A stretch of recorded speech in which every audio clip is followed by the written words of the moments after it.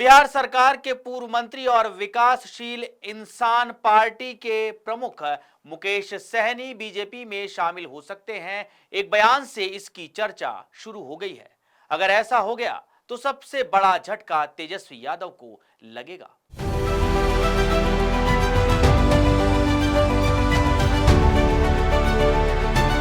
BJP के प्रदेश अध्यक्ष दिलीप जायसवाल ने दावा किया है कि महागठबंधन में शामिल एक दल उनके साथ गठबंधन के लिए प्रयास कर रहा है। हालांकि उन्होंने खुलकर मुकेश सहनी का नाम नहीं लिया। बीजेपी नेता दिलीप जायसवाल ने बुधवार को मीडिया से कहा कि हमारे गठबंधन में 5 बीजेपी, जेडीयू, एलजेपी रामविलास, हम और आरएलएम पांडव हैं। एक है उनके साथ गठबंधन में जो हमारे यहाँ प्रयास कर रहे हैं, रात में लुका छिपी खेल रहे हैं। वो महागठबंधन के मजबूत पार्टनर हैं। अगर उन्होंने सम्मानजनक तरीके से बात की तभी हम लोग विचार करेंगे। इस सवाल पर कि क्या मुकेश सहनी की ओर इशारा कर रहे हैं, इस पर उन्होंने कहा कि मैं किसी के बारे में कुछ नहीं बोल सकता। बता दें कि इस साल बिहार में विधानसभा का चुनाव होने वाले हैं। इन दिनों मुकेश सहनी अलग अलग जिलों में अपना कार्यक्रम भी कर रहे हैं। कई जगह उन्होंने ये बात कही है कि अगर महागठबंधन की सरकार बनती है तो तेजस्वी यादव एक तरफ जहां सीएम होंगे तो वहीं वो खुद उप मुख्यमंत्री के पद पर बैठेंगे।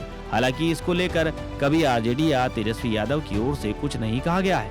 अब दिलीप जायसवाल के बयान से बिहार के सियासी गलियारे में नया मुद्दा शुरू हो गया है। गौरतलब है कि वीआईपी प्रमुख मुकेश सहनी महागठबंधन में सीटों पर भी दावा ठोक चुके हैं। हाल ही में कार्यकर्ताओं को संबोधित करते हुए उन्होंने ये कहा था कि हम 60 सीट पर चुनाव लड़ेंगे, तब जाकर 40 और 50 पर जीत सकते हैं। हर हाल में 40 सीट पर जीतना है। निषाद समाज के आरक्षण की मांग तब ही पूरी हो सकती है जब कम से कम उनकी पार्टी के 40 विधायक रहेंगे। अब देखना होगा कि दिलीप जायसवाल के बयान पर वीआईपी प्रमुख सहनी या पार्टी की ओर से क्या प्रतिक्रिया दी जा सकती है।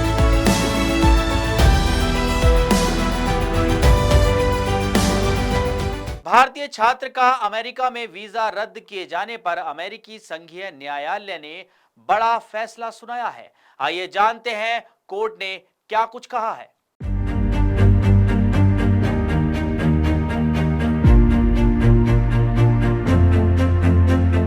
भारतीय मूल के 21 वर्षीय छात्र कृष्णलाल ईसरदासानी अमेरिका के एक विश्वविद्यालय में कंप्यूटर इंजीनियरिंग की पढ़ाई कर रहे हैं। उनका वीजा से जुड़ा एक मामला काफी सुर्खियों में था। ट्रंप प्रशासन ने ईसरदासानी का F1 वीजा 4 अप्रैल को अचानक रद्द कर दिया था। उन्हें SEVIS डेटाबेस से बाहर कर दिया गया। ये प्रक्रिया इतनी अचानक और गुप्त तरीके से की गई कि उन्हें अपनी बात कहने तक का कोई मौका नहीं मिला। मामले को गंभीरता से लेते हुए मेडिसन विश्वविद्यालय की वकील शबनम लॉटफी ने फौरन अदालत का रुख किया। उन्होंने एक अस्थायी रोक की याचिका दायर की। अदालत ने 15 अप्रैल को याचिका को स्वीकार किया। कोर्ट ने अमेरिका गृह सुरक्षा विभाग को छात्र को हिरासत में लेने और उसका वीजा रद्द करने से रोक दिया। अमेरिकी संघीय न्यायाधीश विलियम कॉनले ने इस मामले में स्पष्ट किया कि ईसरदासानी को किसी अपराध के लिए दोषी नहीं ठहराया गया है। वीजा रद्द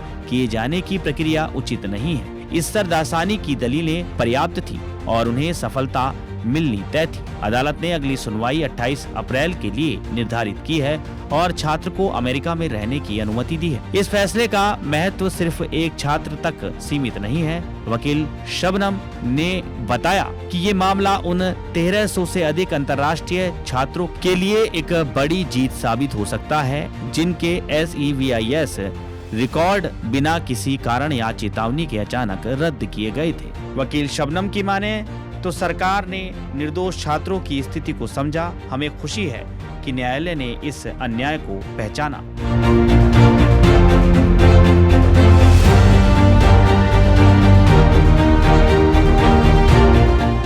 पूर्व भारतीय क्रिकेटर शिखर धवन फिलहाल अपनी नई गर्लफ्रेंड को लेकर सुर्खियों में बने हुए हैं।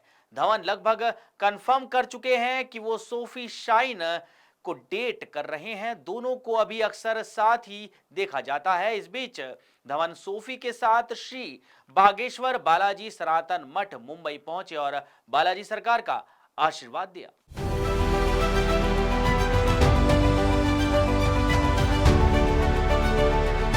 धीरेन्द्र शास्त्री ने पूर्व क्रिकेटर को मंच पर बुलाकर शिखर धवन को उनके योगदान और अब जरूरतमंद बच्चों की मदद करने के लिए उनकी तारीफ की। शिखर धवन के साथ उनकी गर्लफ्रेंड सोफी शाइन ने भी बागेश्वर धाम के पीठाधीश्वर धीरेन्द्र शास्त्री से आशीर्वाद लिया। धीरेन्द्र शास्त्री ने शिखर धवन को केसरिया पगड़ी पहनाकर उनका स्वागत किया। इसके बाद पूर्व क्रिकेटर ने सोफी के साथ यहां स्थित पारद शिवलिंग की भी पूजा की। शिखर धवन और धीरेन्द्र शास्त्री ने साथ में क्रिकेट भी खेला। पहले धवन ने बल्लेबाजी की और एक गेंद पर धीरेन्द्र शास्त्री ने पूर्व क्रिकेटर को बोल्ड कर दिया। इसके बाद धीरेन्द्र शास्त्री ने बल्लेबाजी की और धवन की गेंद पर कुछ शॉट्स लगाए। बोल्ड होने के बाद पंडित जी धवन के पास गए और मजाकिया अंदाज में कहा कि ये तो नो बॉल थी। सभी ने इस मैच का खूब आनंद लिया। शिखर धवन कुछ दिन पहले एक इंटरव्यू में थे। जब उनसे उनकी गर्लफ्रेंड के बारे में पूछा गया तो उन्होंने कहा कि नाम नहीं बताऊंगा, लेकिन वो इस कमरे में बैठी सबसे खूबसूरत लड़की मेरी गर्लफ्रेंड है। सोफी शाइन उस समय वही थी, जबकि इससे पहले दोनों को कई बार साथ देखा गया। अब तो धवन ने अपने घर पर उनके साथ एक रील भी बनाई और शेयर की। शिखर धवन की गर्लफ्रेंड सोफी शाइन आयरलैंड की रहने वाली हैं। वो चैंपियंस ट्रॉफी में हुए भारत पाकिस्तान मैच को देखने धवन के साथ आई थी। इसके बाद तो दोनों एयरपोर्ट पर इवेंट पर भी साथ देखे गए। दोनों इंस्टाग्राम पर एक दूसरे को फॉलो भी करते हैं।